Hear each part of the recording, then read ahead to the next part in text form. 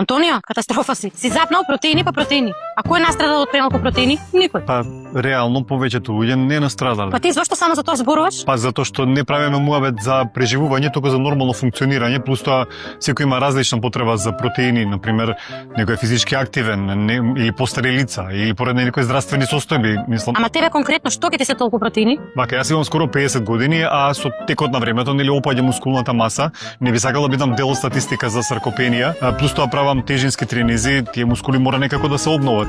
А и назад во времето имам изгубено доста мускулна маса поради рестриктивни диети и сега таа мускулна маса не може да се врати туку така од добро расположение. И четврто и последно е тоа што јадам доста храна со растителни влакна, значи голем дел од протеините што ги внесувам веројатно и не се апсорбираат во организмот. Тоа се моите аргументи. И добро, еве како да имам повеќе протеини? Многу едноставно, јади јајца, месо, тофу, еве помагај си со алпско протеинско млеко, мене ми е одличен избор за кафе, за шејкови, бар да не се мислам колку внесувам протеини во текот на денот. Па кажи го тоа од старт. Јас кажувам само кој сака да свати. Ако останало уште нешто нејасно, пишете во коментар, ќе го објаснам.